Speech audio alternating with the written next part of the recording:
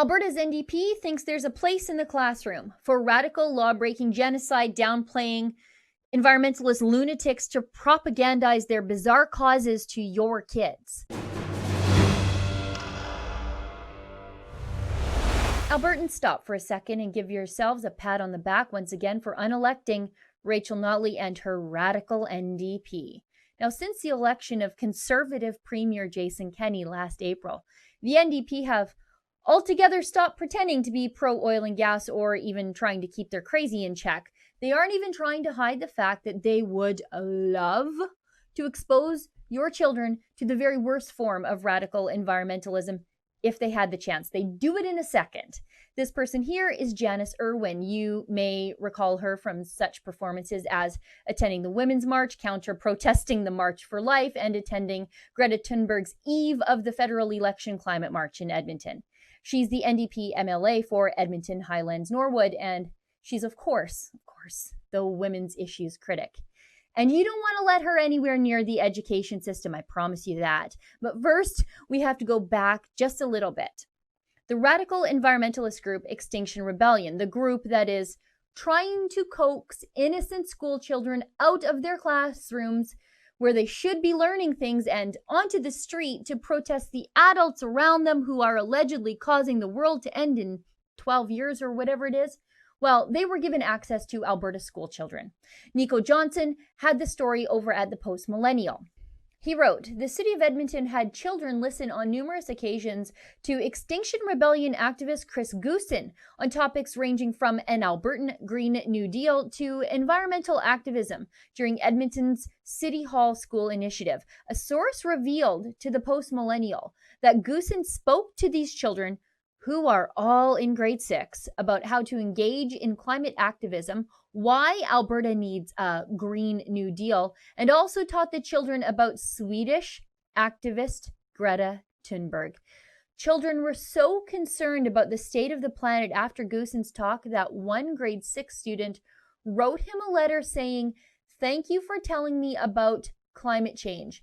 I feel the Earth's pain."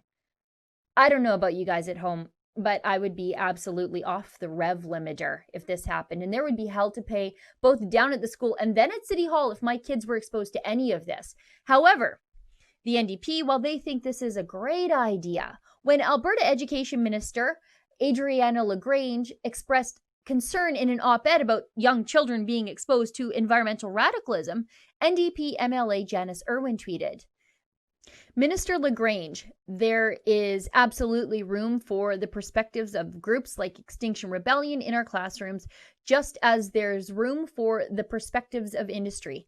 Let me explain why. Oh, no, Janice, let me explain why Extinction Rebellion should be nowhere near somebody else's kids. Extinction Rebellion, they're big in Europe. They're just becoming a thing here in North America.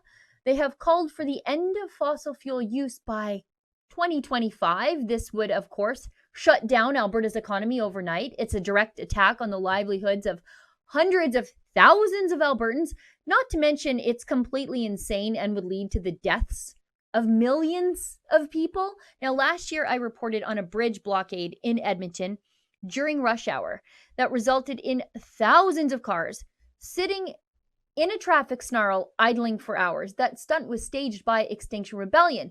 And one of the ringleaders of that very protest, that illegal protest, was one of the people brought in to speak to Edmonton kids as part of that City Hall school program. Yes, Chris Goosen is quoted in this National Post article about the blockade. September's climate march has shown us that Canadians demand action, added Chris Goosen, another participant in the protest. That stunt was part of an international series of protests called Bridge Out, which involved blocking traffic and forcing cars to idle for hours to stop CO2 emissions, if you can imagine that.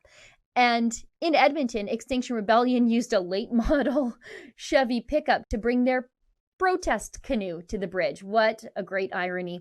Goosen and the gang couldn't protest fossil fuels without using fossil fuels. Over in Europe, where the Extinction Rebellion infestation began, their co-founder, a man named Roger Hallam, was arrested after trying to fly a drone near London's Heathrow Airport in an attempt to ground flights to protest the expansion of the airport, putting thousands of people in danger. Now, remaining in London, Extinction Rebellion isn't just protesting cars and planes. They're actually protesting public transportation, at one point shutting down London's underground train system by sitting on top of the trains during rush hour. They did this last October. Honestly, I'm starting to feel a little bad for London. These Extinction Rebellion people are a plague upon the city. Just a couple of days after the train protest, an Extinction Rebellion cog in the wheel crawled on top of a plane at the London City Airport, delaying flights for hours. Extinction Rebellion has been quoted as saying they want to bring all of Europe to a halt. Extinction Rebellion's April 2019 protests around Europe resulted in 1,000 arrests. Extinction Rebellion has also been listed alongside Islamic radicals and far-right-wing organizations as extremist ideologies in an anti-terrorism report in the UK. And finally, the Extinction Rebellion co-founder calls the Holocaust just another effery in human history, downplaying the actual extinction of 6 million people. This article quotes that previously arrested co-founder who flew a drone near the airport, Roger Hallam, as saying the Holocaust could be considered, quote, almost a normal event because other genocides took place over the centuries. And Janice Irwin, NDP MLA, thinks that these people should be somewhere near your children in a classroom, passing along their ideology. Sometimes I wonder that Albertans might forget why they got rid of the NDP in the first place, but I don't think the NDP is ever going to let us forget. And I suppose that's a good thing. For Rebel News, I'm Sheila Gunn Reid. Hey friends, have you heard the good news? Rebel News is going on an Alaskan cruise July 4th to 11th, and we would love it if you could come to see the trip, to see all the details. Just go to rebelnewscruise.com.